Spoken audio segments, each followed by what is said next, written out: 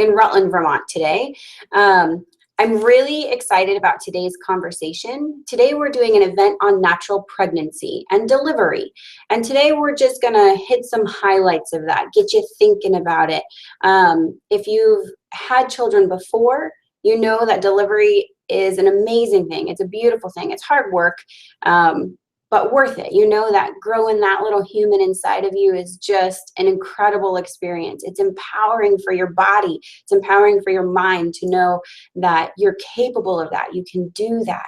If you've never had a baby before, but you're thinking about it or just kind of wondering, okay, what are some steps I could take in the future? How could I be as least invasive as possible? Hopefully this will help you start thinking about taking care of your overall health during pregnancy, but taking some natural steps that help you through your pregnancy to stay more comfortable, more functional, that can ease your mind in some ways, that can help as you start to get closer to labor and delivery.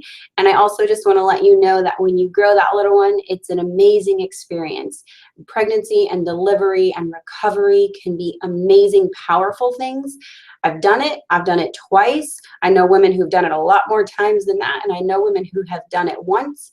I also know women whose precious little one was grown by another mommy, by a tummy mommy.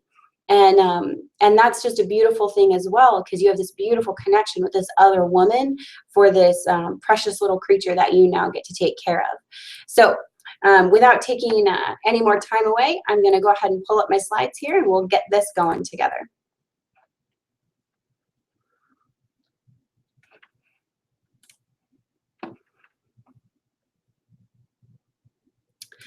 All right, so I want to start again by thinking about kind of a less invasive approach to pregnancy and delivery.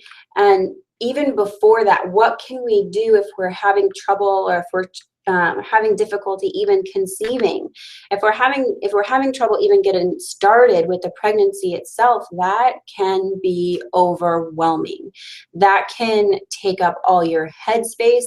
It can wrap up most of your emotions. It can be difficult for a woman to start to feel value or worth in herself if she feels like she can't get pregnant or she can't have that baby. That can start to cause friction in her relationship with her significant other. He can start to feel guilty. It can be a really tough time.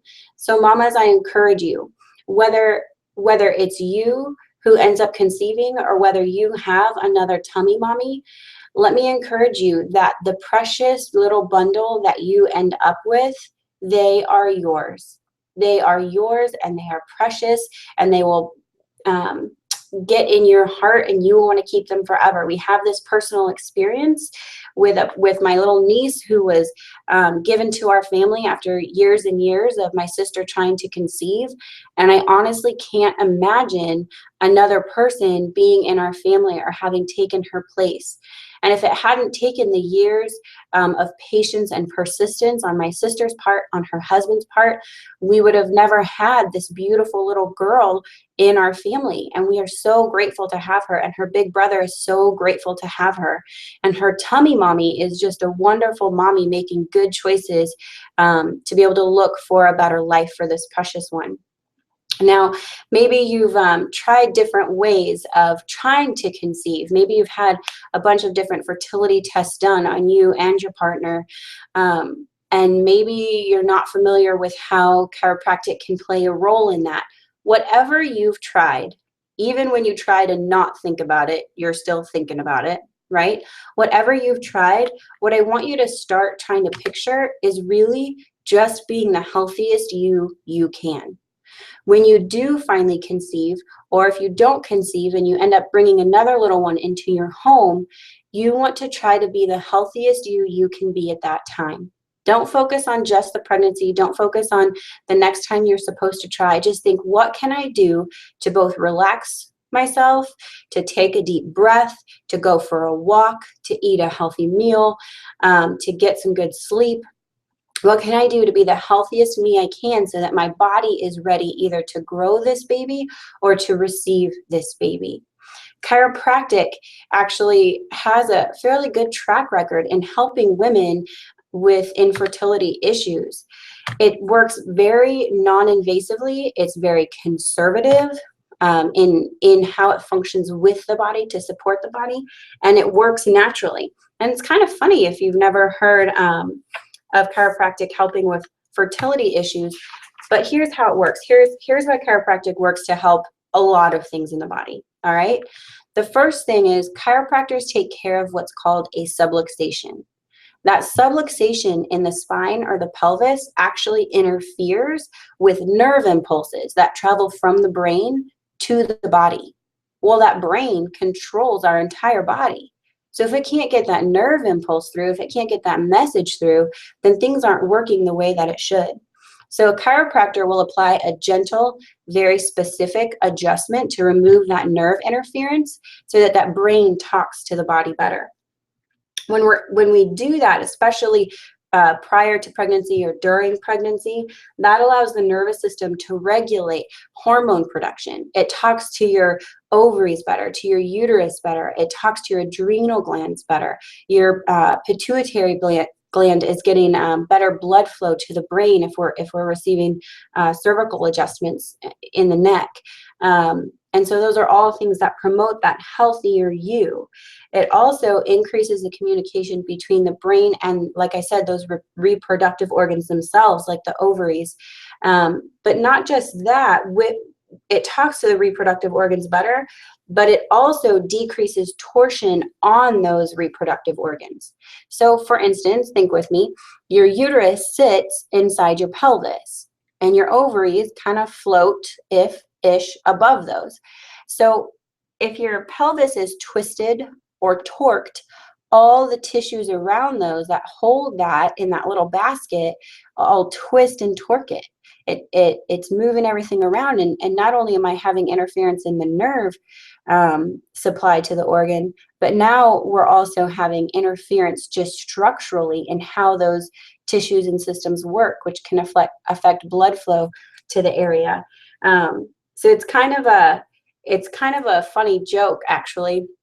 There's been many times where women over the last 100 years where women have gone into their chiropractor after receiving adjustments, and sometimes the chiropractor doesn't even know women or men were struggling with infertility, and they say, oh my goodness, I'm so excited, you got me pregnant. And the chiropractor laughs and they're like, well, just hold on, I didn't, right? But we helped your body to be able to work, to function better, to just try to be a healthier you, again, to either grow the baby or receive the baby into your home, to be that mommy and daddy that you're looking to be. So once women are pregnant, and in our office, we take care of a lot of families and we take care of a lot of pregnant women. And actually one of the best times to start chiropractic care if you're planning a pregnancy is before the pregnancy.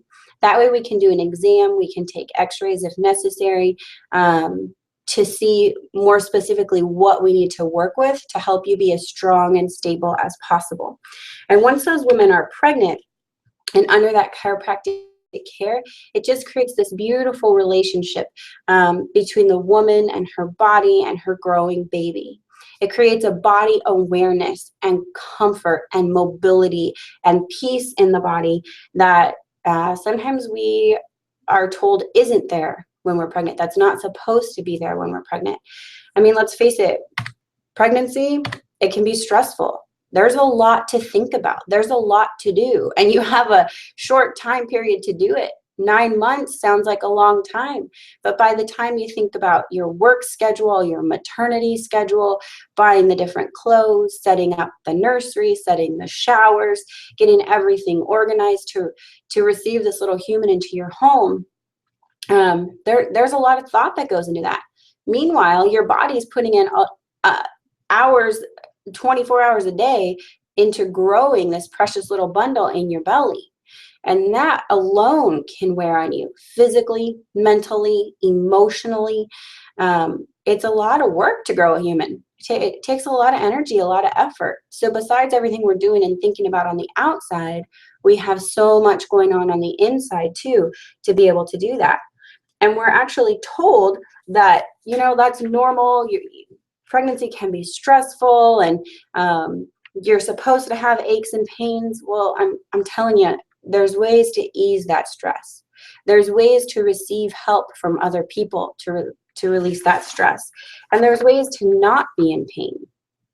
It's not uncommon if we have underlying subluxations in the spine, or as we might develop new ones with changes in our body with pregnancy, to have those exaggerated with the changes in our body in pregnancy. For instance, weight gain.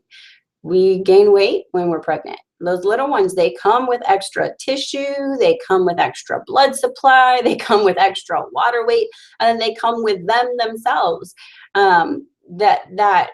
Weight gain is a downforce on our body. It kind of compresses the spine a little bit, which again can affect those nerves exiting the spine.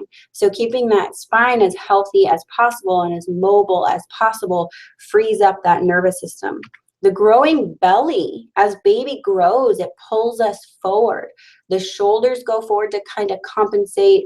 We kind of let our belly sag forward a little bit, not necessarily on purpose, but if it's growing out there, it's pulling you forward, and that can be stressful on the upper back, on the shoulders. That can be stressful on the low back. You can start to make your pelvis feel a little wobbly, so to speak. If you've ever been pregnant, you've probably experienced a waddle a time or two. And chiropractic is really good at helping you stay more stable, so you feel like you waddle less, you're more fluid, you have less wasted energy. And we'll talk about in a little bit how it does that. Even as breast size increases so that we can make our milk, that again pulls the shoulders forward. And these are all good, positive changes in the body, but we're changing a lot structurally in a short amount of time. So it's a lot for our body to take on. So the ways we can reduce stress in our body by our postures and movements and being adjusted really help that. Relaxin. As we get closer to the end of pregnancy, we secrete a hormone called relaxin that loosens your ligaments, that allows you to be more flexible, so that when we deliver baby, everything is nice and stretchable, so that baby can come out with, hopefully, pretty much with ease. One of the last things too, as baby grows and gets bigger, the rib cage expands. It expands because the uterus is getting bigger and pulling forward, and there's connections in our abdomen to the ribs that pull that forward. But again, if you've ever had a kiddo in there, you know that some days they just like to get their little feet under the ribs and just give you little love taps with those feet. So those little love taps can affect the rib cage, which again can affect the spine and structurally make it fatiguing for you to be able to move or to breathe or to take a deep breath. And that breathing and expansion of the rib cage and mobility there is really important later on during labor and delivery. Also, the nerve supply in the upper back controls breast tissue health. So if that nerve supply in the upper back is affected, my breast tissue health can be affected, which can affect my milk supply. We've had several women, and not just in our office, but in chiropractors' offices all over. But definitely here, I've had women tell me time and again, I was adjusted. I didn't even tell you, but my milk was low.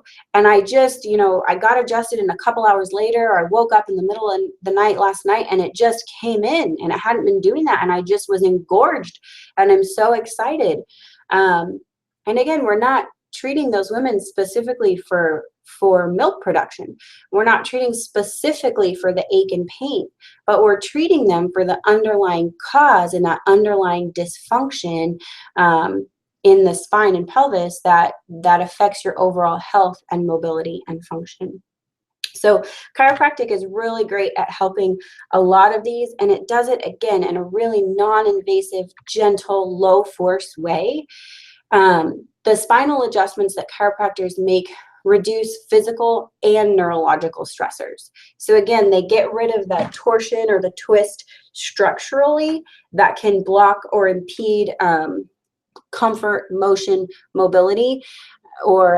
function of the organ itself, but it also reduces that neurological influence that has control of the muscles and tissues and blood supply and hormone production of organs in that area.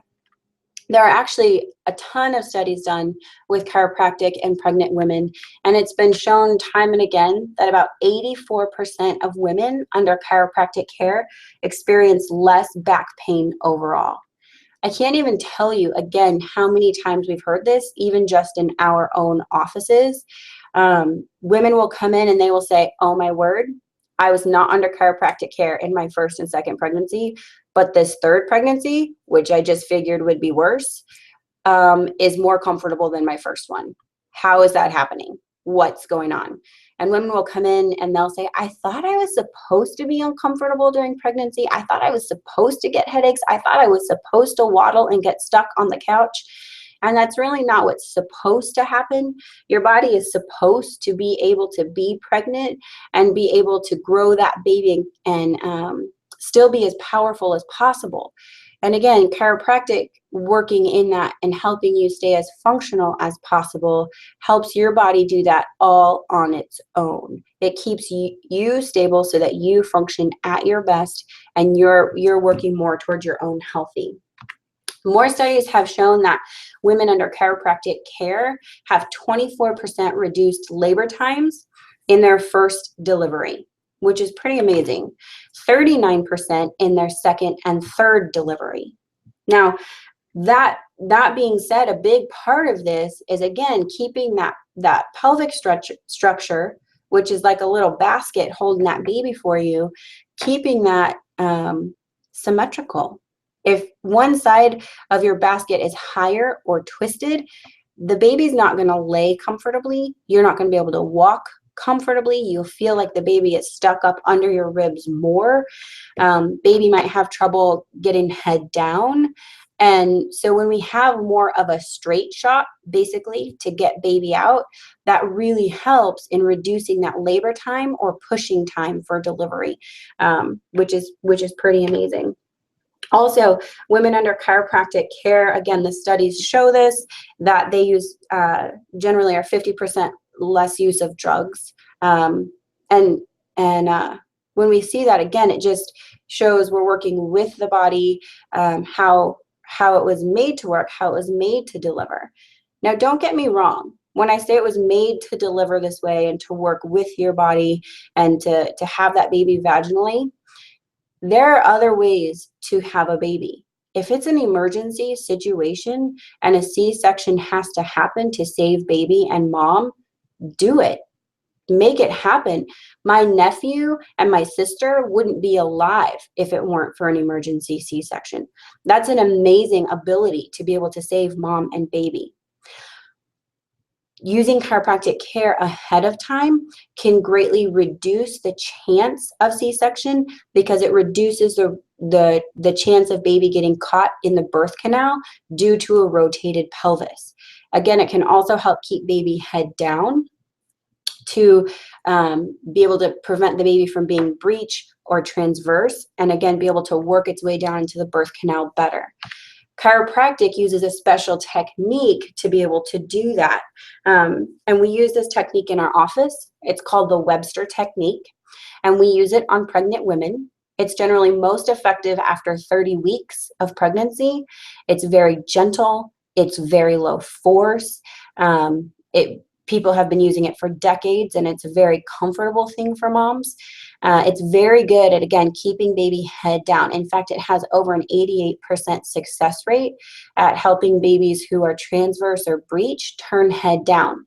Now, when we do this, this is not an external turn of the baby forcing it head down.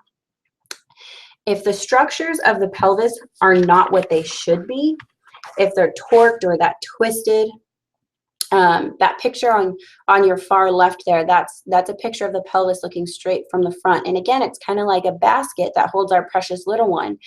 And if that basket is torqued or twisted, then my baby can be transverse or breech.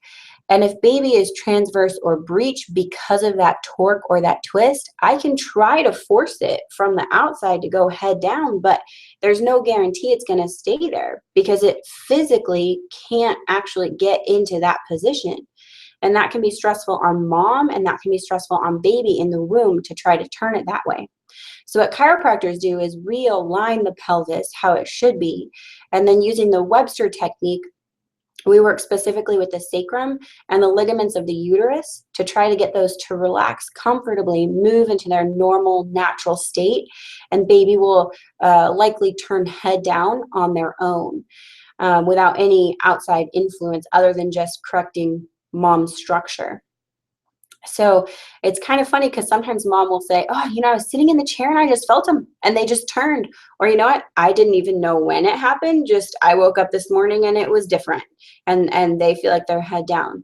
And it's a really neat thing. What's beautiful too is when a mom has come in for care and her first delivery was a C-section and she's trying for a VBAC because one, she doesn't want to have to reach that emergency situation again to have that C-section, and she doesn't really want to undergo it, but of course she's willing to keep her baby healthy. And she comes in and she says, this is what I would like to do. This is what I would like to try. But my first baby was breech and I'm nervous and I'm not really sure. And then they're able to have that VBAC, that second or third delivery, because they worked on being the healthiest them they could be, worked on those underlying structures to keep them as stable as possible. Some other tips for pregnancy in overall comfort and movement during the day to keep you, again, more stable and moving toward that healthiest you possible to grow that precious little one. A big one, our posture. Posture is huge. When that belly starts to grow forward and the breast size starts to increase, again, the shoulders go forward. We kind of rock our hips back and let the belly sag forward. We don't want to do that. We still want to try to stand tall with our head up and our sternum kind of coming up ahead of us just a little bit. And keeping our belly tight, keeping our core tight as we walk. The sooner we do that, the earlier we can in pregnancy, the more stable we'll be through the end of our pregnancy, keeping that core nice and tight and supported. Moving around during the day. You don't want to be stuck in one position all day. Again, one position causes tissue derangement. So we don't want our pelvis or our low back deranged and twisted postures. We want to keep those moving and free flowing. And as our relaxant increases as well, we want to keep strength in our muscles so that they can keep supporting us through that. Another long-term posture is when we sleep. So we want to make sure that we have a good pillow that we're sleeping on with our neck, that we have a pillow either between our knees or use a full body pillow. Now, I'm not going to name any brands, okay, but you can go to different mommy websites. You can go to Amazon and look for full body pillows that can contour to a woman's pregnant body and work with you as you grow. It will both support belly, bust, between the knees. The thing I would caution with those full body pillows for pregnancy is how they support your neck. If you think of yourself standing straight up and down in a neutral posture, between your ear and your shoulder, there's an L shape. You want to try to keep that L shape when you're laying on your side. Okay, so if your pillow is able to do that and it doesn't shove your head one direction or drop it too close to the bed on the other side, then that's okay. That's good support for you. You also want to make sure during this time that your mattress isn't too soft or you'll sag into it. You want good support. You don't want to have to roll towards your partner in the middle of the bed and get stuck there. That doesn't help anything either. All right. Squatting. Squatting is big. And I know that sounds funny, especially with a pregnant belly, but squatting strengthens our glutes. It strengthens our pelvic floor. It also helps to save your back, and as an added bonus, will help stretch your perineum. many different birthing methods or techniques talk about the benefit of squatting, and the closer you get to delivery, squatting and stretching the perineum specifically, so that there's less chance of tearing. There's different oils and essential oils that you can use to help that. There's different stretches that you can talk to your provider about to help stretch the perineum specifically. But even if you're going through your day and you already have kids, or you're cleaning up the house, or you just dropped your pencil, it's easy for someone to come over and say, oh, you're pregnant. Don't get that. Don't bend over and get that. But just try saying, you know what? I got it. Spread your feet a little past shoulder width, tighten that belly, and drop your hips down. Just stick your hips down and back, get into a nice little squat, pick up that pencil. And every time you do that, you're strengthening your core, your glutes, your pelvic floor, and you're stretching that perineum for delivery. Plus, you're not arching your back and stretching the spine, or stressing the spine that supplies nerve supply to your reproductive organs. Rest. Now, ladies, you know what I'm talking about. Rest. This is hard. We said there's a lot to plan.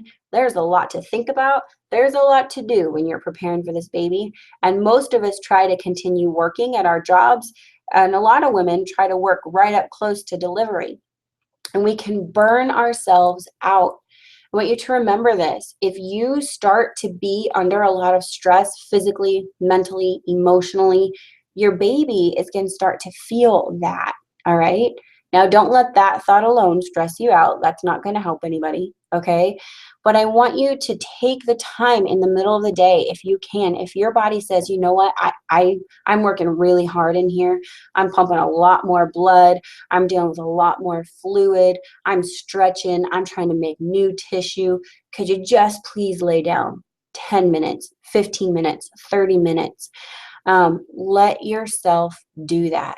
If your body needs a break and says sit, could you put your feet up? Do that.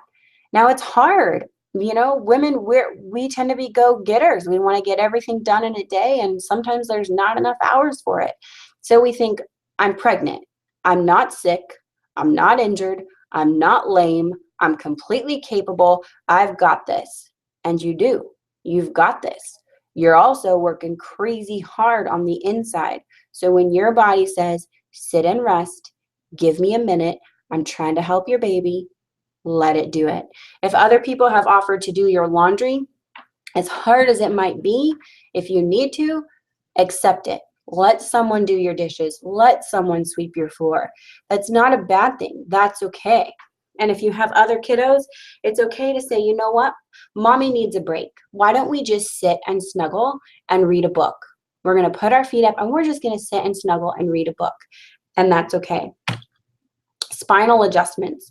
When you see your chiropractor for regular spinal adjustments, it's spinal hygiene, but it's also nervous system hygiene. And again, it helps you keep that more functional, fluid motion to be able to get up and move, to hold a posture and stand up straight without getting sore.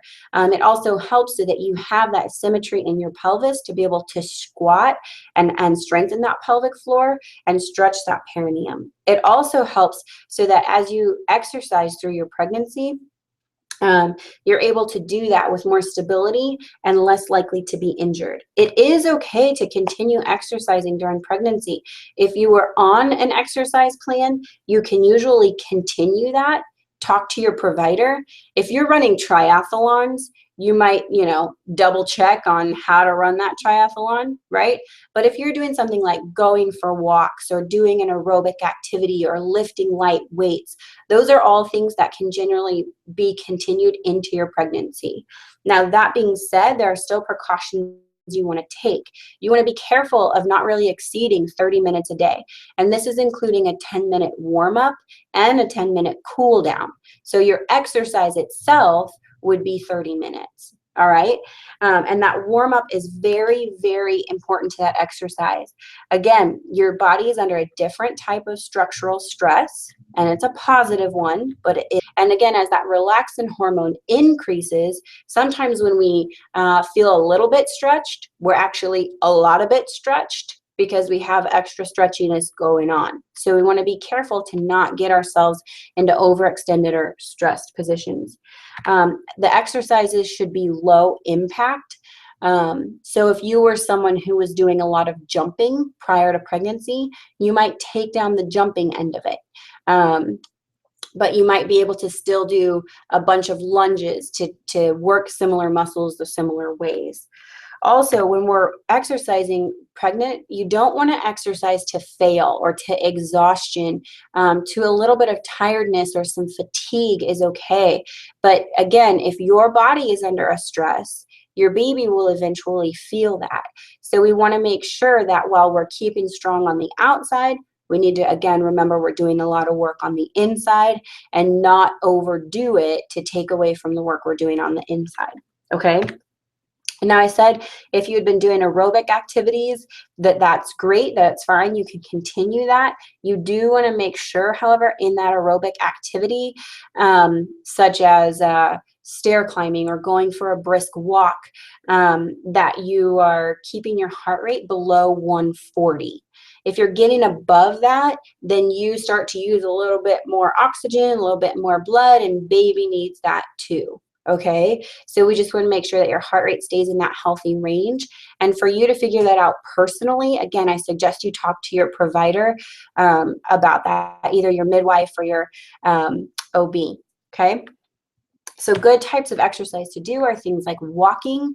If it's summer and it's the heat of the day and you're super pregnant, wait on this, wait till evening till it cools down, or wait till the next morning when it's cooler weather. You also want to make sure you're really hydrated with a lot of water before you go out for a walk. If you're someone who'd been doing some biking is okay, but again, watch that heart rate, keep it below 140. Swimming, this is really good. Usually heart rate doesn't get too high if we're just doing some easy laps across the pool or treading water, and it's non-weight bearing, so it's not stressful on your joints. And again, if you're someone who likes to lift weights, light weights, 10 pounds and below are generally okay to be able to do, to be able to keep up that strength. And these are all things that, again, help you as you lead toward labor and delivery. This is keeping you stronger, more functional. Let's face it, when you're laboring and then you're delivering that baby, that is an athletic event. So it's like training for an athletic event. So when you're being adjusted structurally, neurologically, you're keeping yourself stronger. When you're exercising, you're keeping yourself stronger. You're keeping muscle tone to you, getting ready for this athletic event. And then as I'm watching my different postures and moving during the day, again, I'm prepping myself for this athletic event. Now, again, another tool that we need as we're training for this process of getting this little one out as successfully and straightforward as possible is what we're eating. If I'm training for an athletic event, I'm not going to be sitting there eating Cheetos all day. I'm going to put live food into my body. We are living, breathing things. The little one growing in our belly is a living, breathing being, and they need living things to be able to survive. We are what we eat. And so that nutrition is really, really important. A couple things right off the bat, two big things to work into your food or into your day out in the sunshine or into your supplements are vitamin D and B vitamins. Now you will find this in your prenatal vitamins. And again, talk to your personal provider about this regarding your specific situation, but most pregnant women need higher amounts of vitamin D. We tend to be a little low on that, and that's huge in our energy production, in our immune system function, in a lot of different systems in our body. And if you're out in the day taking those walks in the morning or the evening and you're letting yourself get sunshine, you're going to be just fine. If it's winter and it's a little different story, you might need to supplement with more vitamin D. And again, the best way to check that is through blood work.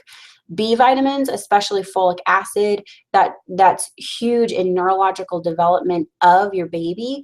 And so that's something you're definitely going to want to get in. That is generally, again, in a prenatal vitamin. Some docs or midwives will have you take a little extra on the side or in addition to that, just depending, again, on your personal state.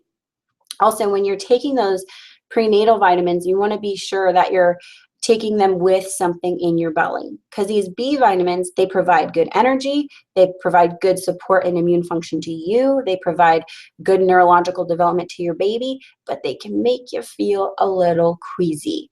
And last thing we need in pregnancy is to feel queasy one more time, right? Most women in that first trimester to 15, 16 weeks can have some queasiness that's going on. And so if you're taking those B vitamins with food in your belly, that decreases that a little bit. Probiotics are another really good supplement to be eating or taking. You can get this in a powder form to put on your food. You can take it in a capsule to take.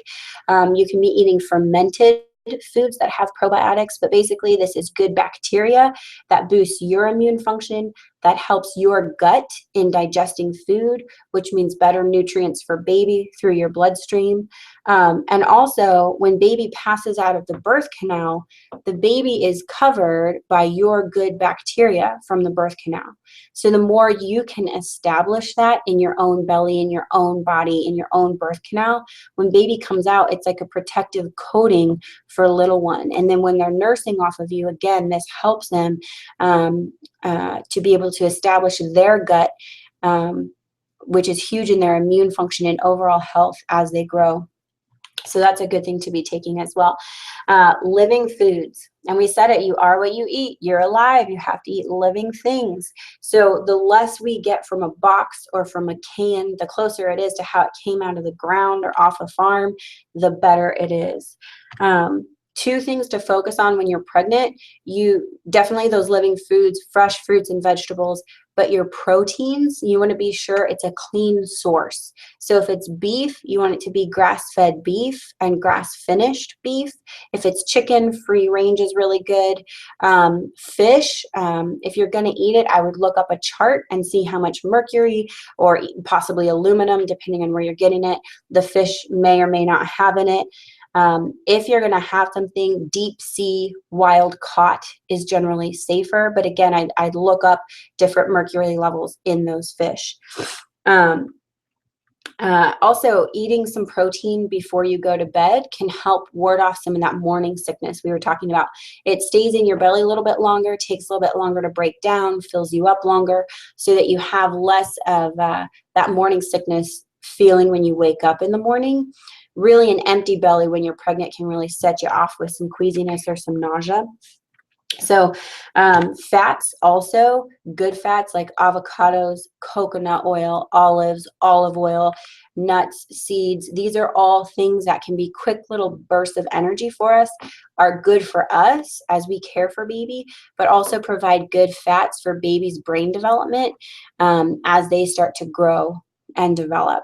Also, again, that can help calm down some morning sickness. I would also talk to your provider about chlorophyll water. That can also be very beneficial in morning sickness, but you only put a couple tablespoons into a glass of water. So just talk to them about that and see if that's something that might work for you. Again, keeping something in your belly is good. So if you do wake at night to use the bathroom, which pregnant women never do, right? So when you do wake at night to use the bathroom, keep a couple crackers by your bed. Maybe keep a couple slices of apple and a little thing of peanut butter or almond butter, cashew butter, sun butter, something like that. And just take a bite of that before you go back to bed. Just keeping a little something in your belly can help ward off some of that morning sickness. Essential oils can also help in that area as well. All right. Okay. So let's talk about this birth process a little bit. What things can help us to be able to advance to getting that baby out as straightforward as possible? Now, you're going to hear a ton of different types of birth stories. Women are going to tell you all the ins and outs and all the beautiful and gruesome details of birth, okay? So if you've not had a baby, here's what I want you to know. Your delivery, your birth will be yours. It's going to be different for everybody, and it's different for you with your different children. Some women will say, oh, my first one was, 30 hours long and it took forever. And the second one, well, man, I just popped them right out, or vice versa. or they're completely different. So each birth is its own, it's unique, and it's empowering to mom and to baby. And the ultimate goal, no matter how you do it, is to end up with a healthy mom and a healthy baby. So if your birth doesn't go according to your ideal plan ahead of time, what I want you to think about, what we want you to focus on, is the fact that your baby is there, you get your baby, and your baby gets you, and you're still together. So do not beat yourself up if things don't go the way you thought they were going to. All right? Because sometimes those little ones, they just have their own plans before they come out. I do want you to keep in mind, though, that ultimately birth is not an emergency. No matter how many stories you've heard, it's not an emergency. It's also not a trauma. There's really good news here. Birth, it's actually supposed to happen. It's good. It's good stuff. I just want to give you a quick little story. Our office manager, Nicole, she's a wonderful mama. She has 4 boys right now. 2 of them came from her belly. And her first delivery, she progressed in delivery very quickly, and baby actually was wanting to come out by the time she had reached the hospital to meet her midwife. She also beat her midwife to the hospital, and by the time she got up to labor and delivery, the baby was already starting to crown. So they, in a big rush, sat her in an office chair with wheels, pushed her into a room, put her on the bed. ER doc came up, which was great. He came up to be able to help, to be able to deliver this baby. Now, granted, he's an emergency room doctor, so he deals with emergencies. So his mindset is in emergencies. And if I'm hemorrhaging or if I'm in emergency, please let me see him, right? This is not to bash him, but this is a little different perspective here. Nicole was placed on the bed. Stirrups came out, feet came up. She laid on her back. Lights were on all over the place. They were concerned about baby coming out and how fast. Meanwhile, they couldn't get the heart rate of the baby on the monitor, which later, everything kind of made sense because baby was so far down in the canal, it was hard to get the heart rate. During that time, her midwife showed up. And she walked in the room and she said, well, we can just turn off these lights. We don't need those anymore. We're just going to put these stirrups away. We're not going to use those. And she just stepped up to Nicole and just started talking in a calm voice and said, here's what we're going to do. The baby's going to come out. The baby's close to coming out. When you feel your body want to tighten and push, you just breathe with it and you just breathe that baby out.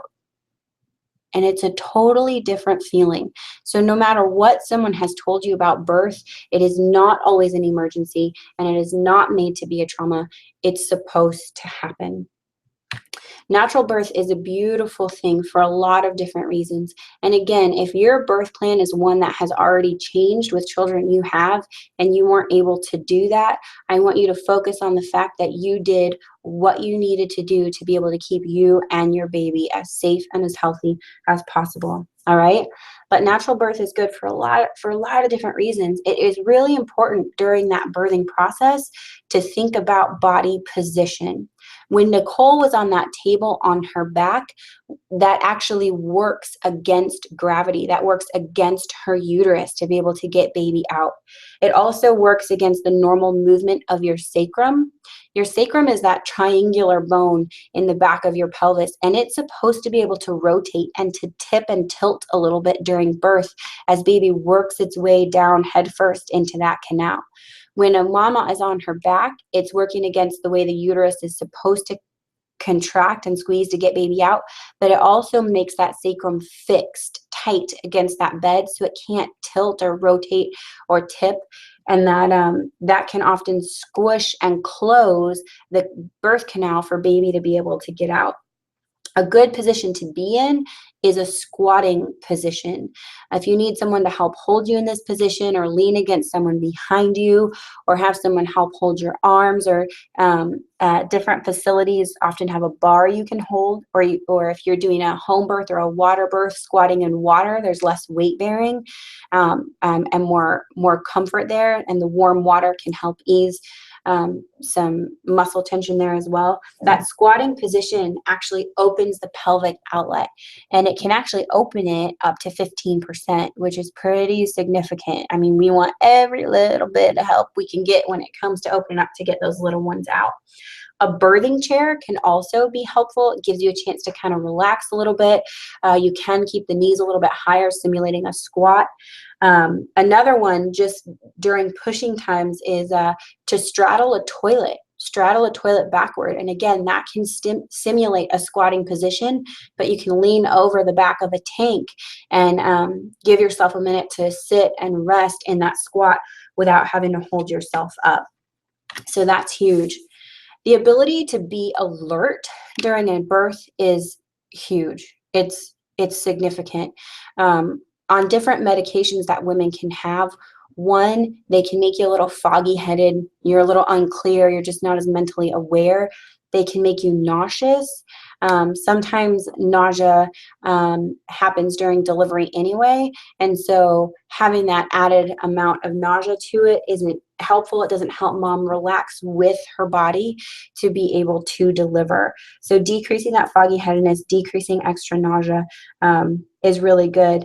Different types of medications, epidurals, intrathecals, those kind of things can also interfere with how we feel our body in the moment of a contraction. It's interesting, and you'll hear this, and I felt it myself with different monitoring, but a contraction will start to come on and you'll feel it and you'll know it's going to start. And if you're laying there listening to your body, you know that it's starting. But someone on a monitor screen will say, oh, it's just now starting. And you're thinking, oh, it already started. Okay, so by the time they're telling you it's reaching its peak, it's actually already coming back down. So if you're not able to feel that contraction in your own body compared to the monitor, you're not really in sync with the pushing that you could be able to do. You're not feeling your body wanting to take that breath and breathe out and just gently tighten that belly to be able to push baby down little bits at a time. When we can't push baby down little bits at a time, that increases the likelihood for tearing. That increases the likelihood for more trauma to that area and to baby's head and neck and spine as they're exiting the birth canal. It also increases the likelihood of the use of forceps or vacuum extraction or hands, which is stressful to mom structures, but it's also stressful to the baby. I mean, if we're going to zero gravity to someone pulling on our head, that's stressful. They you know, as soon as they come out, one of the first things they say is be careful with their head. So it doesn't make sense to just pull on it unless it's an emergency and baby has stopped breathing or heart rate has stopped. Leave it alone. Let the body push it out and let that baby just fall into your hands. That's what it's made to be able to do. If you are having contractions, another good position is side lying. That also keeps the sacrum allowed to get some rotation and some tilt in there. Also, during a natural delivery, women will say, oh my gosh, I swear I felt drugged during part of it. Once I got into it, once I got through transition, I swear someone came in the room and drugged me. Your body makes your own happy little chemicals that make you feel dopey during this. That's beneficial to you. That's beneficial in your bloodstream to your baby. That help you relax and just kind of crash in between contractions. Just lay back, and it's almost like you took a nap in between pushes of getting the baby out. And your body does that all on its own, and it's a beautiful, sweet relief in the moment. Other benefits of natural childbirth are, again, shorter labor times. If you're able to work with your body and lay there and relax and let your body do what it needs to do, it knows how to do it whether you do or not. All right. There's a method called the Bradley method that talks about women psychologically get scared, and we have this fear of childbirth, and when the pain starts, we tighten up and we seize up, and we really need to relax into our bodies, and we need to listen to our bodies with this. If you look at animals in the wild, they lay on their side and relax into labor and they let their bodies take over, and they just let their limbs and their head and their jaw go loose and let that contraction happen. So with every breath you take, if you're thinking, relax my hands, relax my knees, relax my feet, just breathe, get through this breath relaxed. Good. Now just get through this breath relaxed, just slow and easy, nothing short and quick. We don't need to hyperventilate, just slow, easy breaths, and work with that body. The labor times become shorter. It decreases the use of drugs and interventions that, again, can block us from feeling when to push. Coached pushing is difficult because, again, it doesn't work with when the body wants to push. And again, that can lead to more tearing, which makes it hard to recover. So a faster recovery is often seen with natural childbirth. Women are able to get up and walk sooner after delivery. They're able to move better. They're able to recover better. Again, that decreased tearing. Also, if you haven't received any medications that make you foggy-headed or loopy feeling, and the baby hasn't gotten that through the bloodstream either, generally those babies latch better to nurse better, which decreases stress in mom and baby, and also increases oxytocin levels in mom, again, to help squeeze and shrink that uterus when baby's nursing, and helps decrease the likelihood of hemorrhaging post delivery, and again, just helps tighten up that uterus sooner, which is great.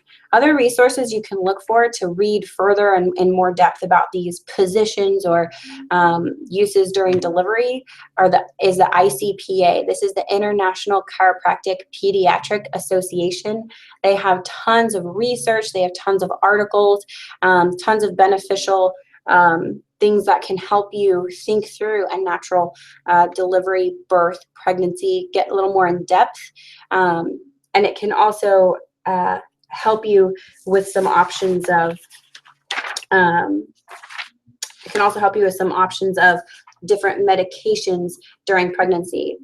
For some women, we're told, well, you don't have a choice. This is what you do. This is the next step. This is how many ultrasounds you'll have. This is when you'll get this vaccination. We say do amniocentesis because it's what we do now. And some women say, well, I do those things, but I don't know if I should. I don't know if that's okay. Around 19 to 20 weeks, 21 weeks, in that range, when you get that ultrasound to check everything growing well, that's great. That's good. Check some development.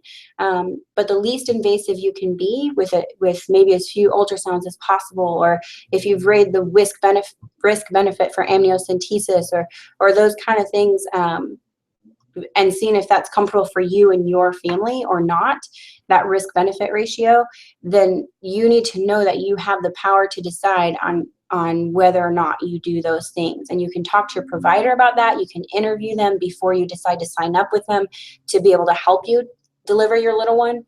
Remember, it's you delivering. So the person you have helped deliver, you want them to be in support of what it is you and your partner choose to do in that.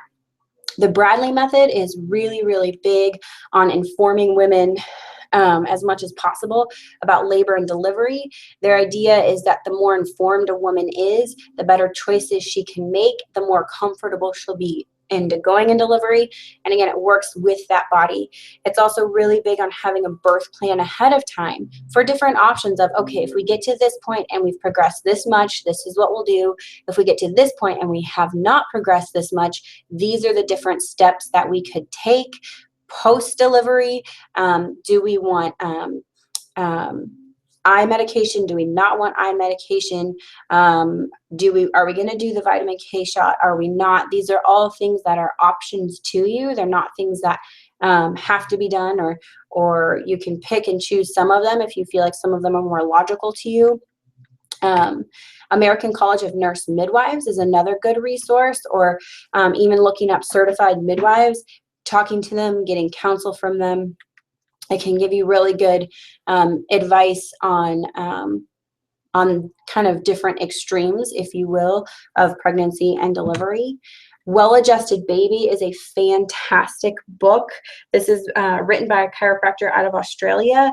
She is a beautiful woman, both inside and out. I've had the pleasure of reading her book and hearing her speak.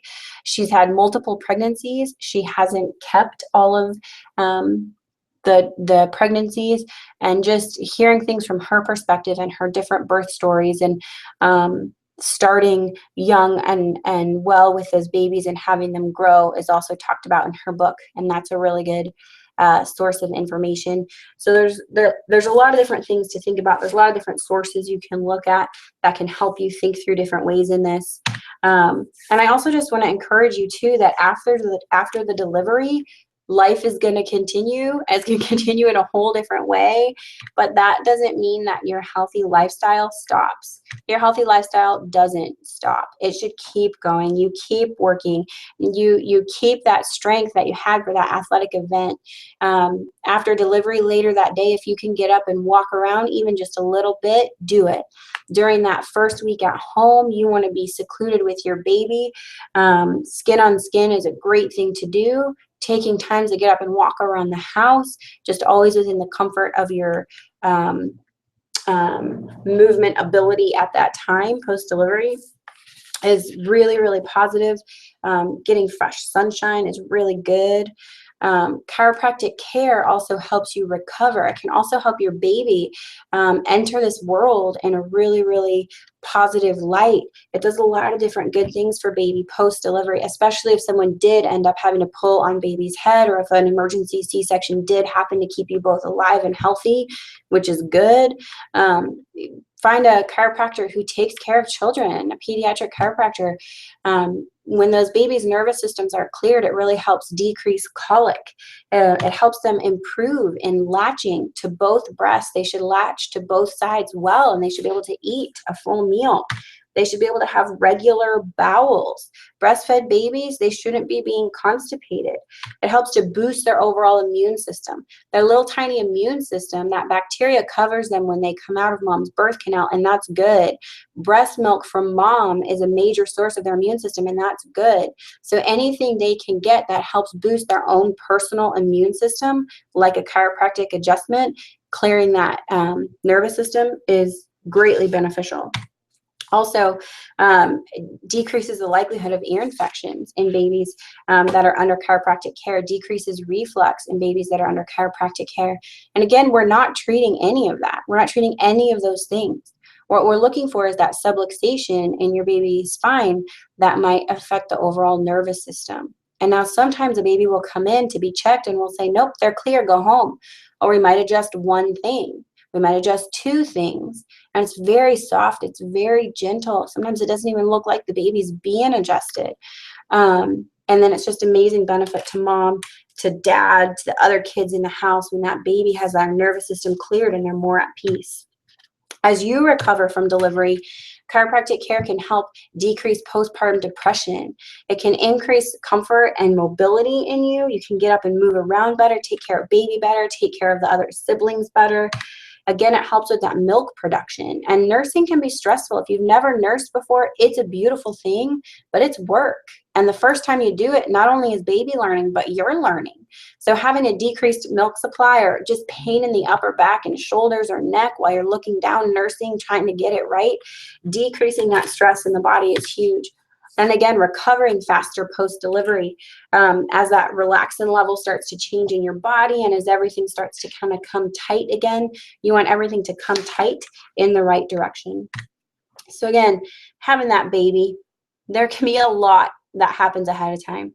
So if you can decrease pain, if you can decrease fatigue, and you can just increase that overall sense of well-being, of peace in your family, of better function, if you can take that one less stress out of your life by being checked by a chiropractor, then that's an amazing thing for you and for your family. If you'd like to make an appointment with us, you can contact us at fosteringwellness.net. And we can help you figure out some ways to go from there. Let's see. So I just want to thank you guys for listening in today. If you do have questions, you can leave them either on our YouTube page in the comments, or you can contact us via Facebook or our website, and we can maybe answer some of those questions for you, or go into some more depth with you on some of the choices that you can make during pregnancy or delivery that maybe you've been debating. So I hope that you all have a great day, and that this has kind of helped you think through some things in a great day, or in a good way. Have a powerful day.